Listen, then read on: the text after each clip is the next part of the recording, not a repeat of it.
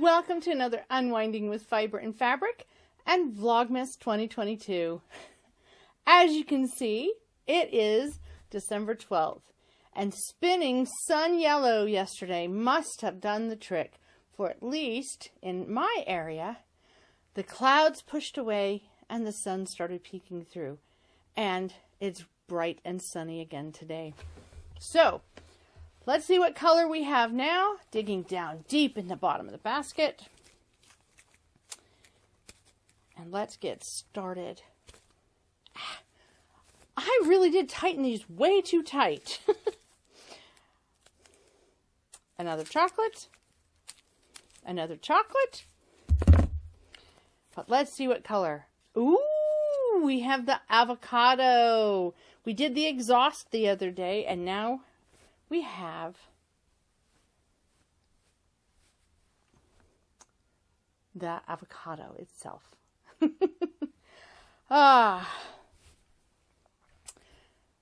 As I was saying in the video when we did the exhaust, it is one of the colors that I am now drawn to at this later mid-life, I guess, mid-stage of life. I'm not going to say end stage, because you all have, I'm sure, figured out that I still have a lot of years ahead. So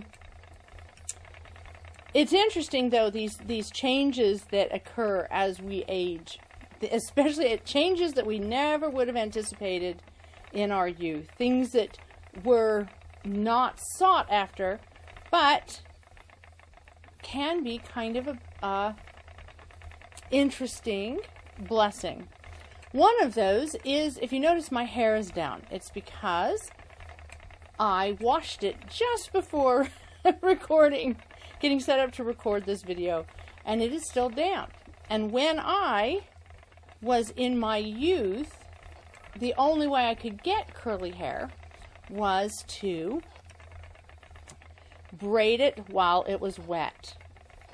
Now, when it's wet, it has all the curl, and if I comb it or braid it or do too much with it until it's dry, I will get frizz. So I thought I would do this video with slightly damp hair, just also as a record that yes, this is what my hair has done.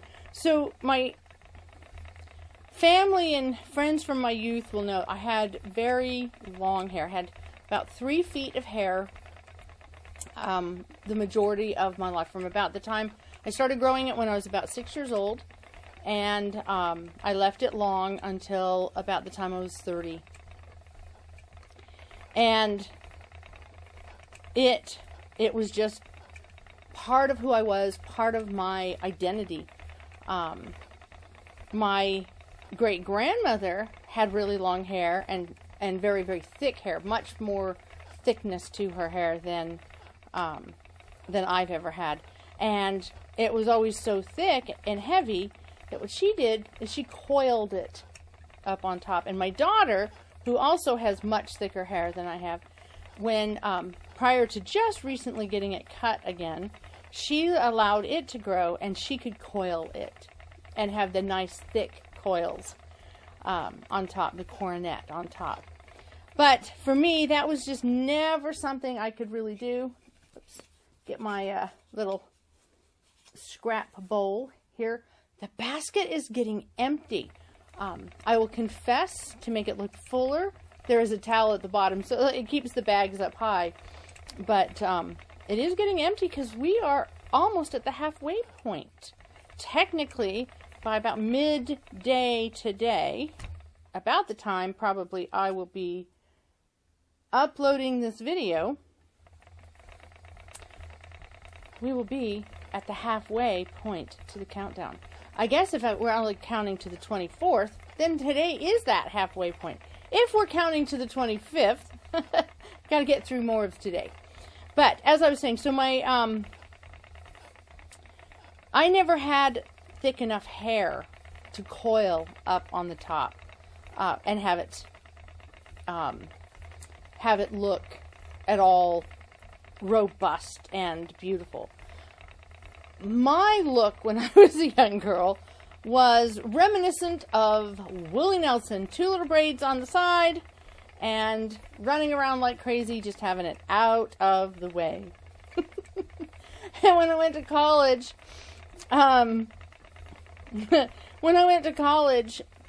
every night that after I'd washed my hair, I'd put it in the 2 braids, but I'd put a headband on to keep the top part down, because without fringe, without bangs, when I'd sleep with the hair wet, it bunch up. The part that would sometimes be cut for bangs or for face framing would bunch up, and it wouldn't look good in the morning. So what I would do is I'd put I'd put the headband on, put the 2 braids in, let my hair dry like that overnight, and voila! I'd wake up in the morning and I'd have waves and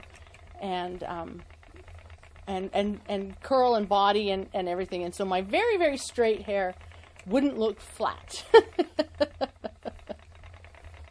Because when I was younger, that's what it did. When I was 30 and I got it cut, even with multiple layers added to it didn't want to do anything but hang straight. And then all of a sudden, we went a lot shorter. And if I didn't comb my hair, if I didn't brush my hair, if I didn't put any product in it while it was wet, but just let it scrunch up, all of a sudden I started having some texture and some waves to my hair. And it was like, whoa, where's this coming from?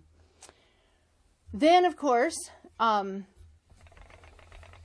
recently, as I've let it grow long again, I expected it to go straight. I expected it to go right back to the days in which it was long and straight and no body to it, just long, straight hair. And so the only reason I was growing it long was because I didn't want to go get my hair cut during our past couple years. So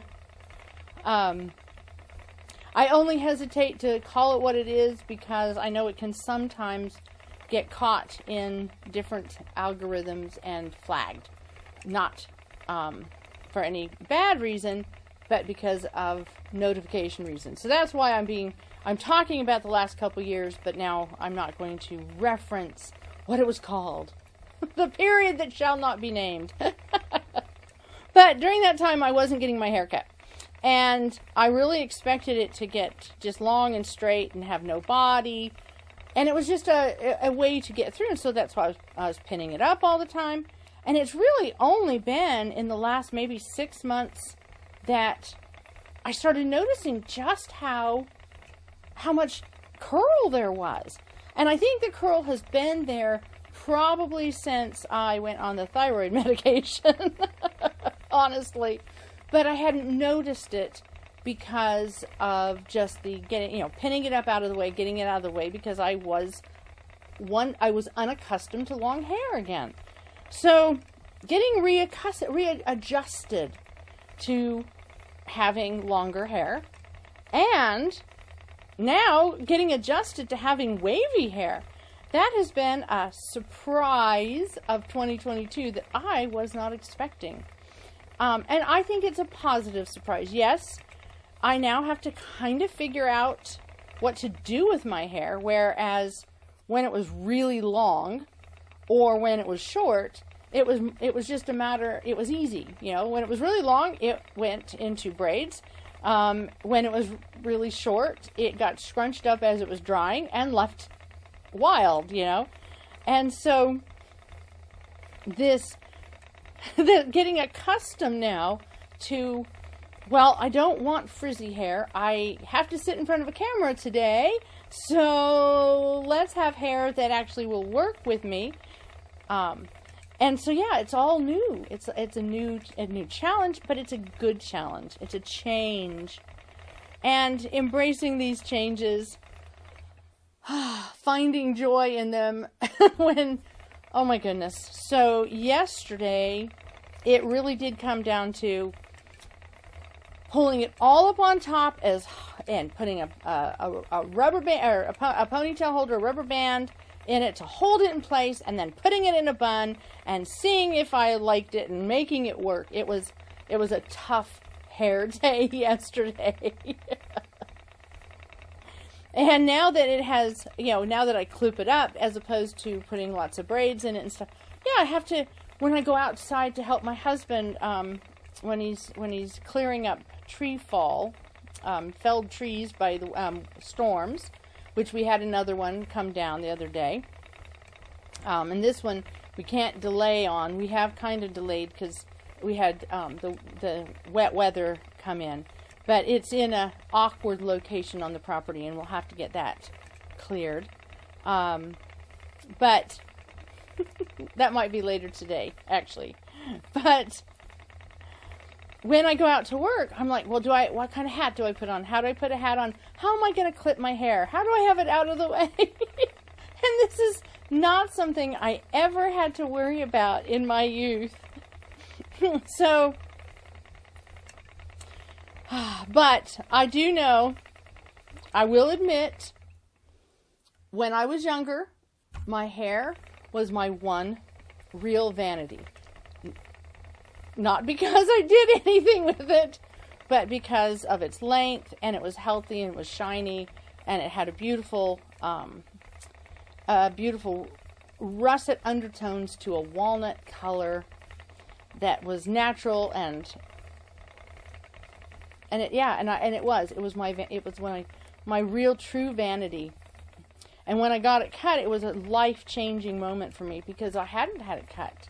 Other than to have it trimmed and cleaned up, I'd never had it cut short since I was 6 years old. And so I weathered the storm of the 70s turning into the 80s and into the 90s and all the different hairstyles that women had when the long hair went out of fashion. And then the long hair came back in fashion. And then someone said, well, when you reach a certain age, you might look younger with shorter hair. And then I tried the shorter hair, and I did love it. I really did love it.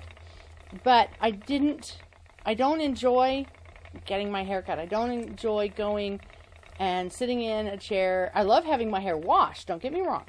But I don't enjoy trying to figure out how to convey what my hair does. Because my hair is, and I've been told that yes, people are not symmetrical. But my hair has some wonderful features that if they're brought out, they are great. And they make it so much easier to get ready in the morning. But they are quirky. And so every time I got my hair done, I would take photos so I could show how to do it the next time. Because it's not simply an easy cut.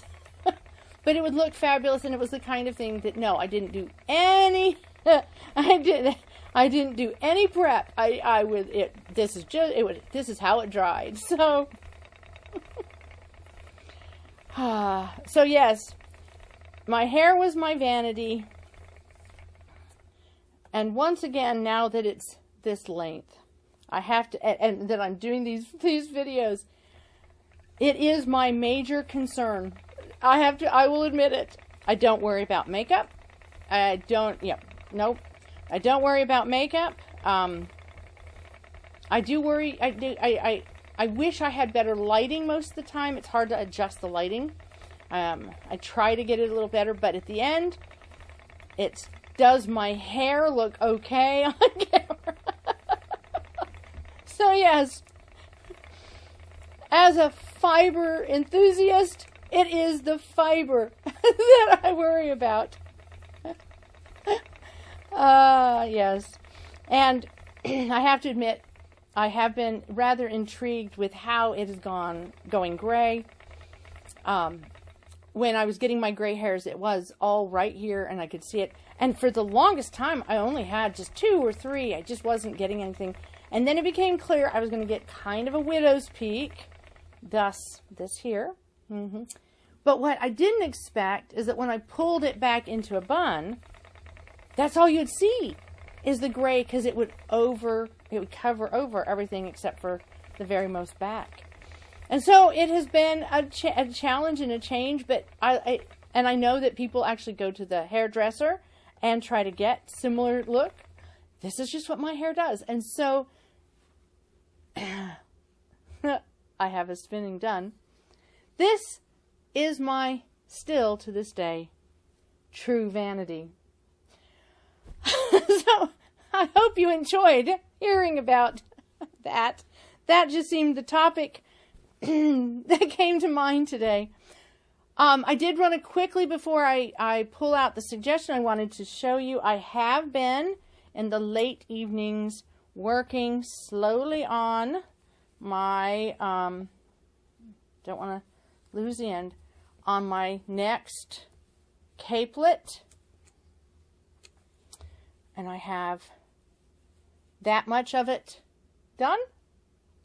And I am really enjoying it. It is proving to be as soft. I always think when I hold it like this, I just have to say, whenever I hold it like this, I think I see the Millennium Falcon. Sorry, I'm tripping over the words from Star Wars.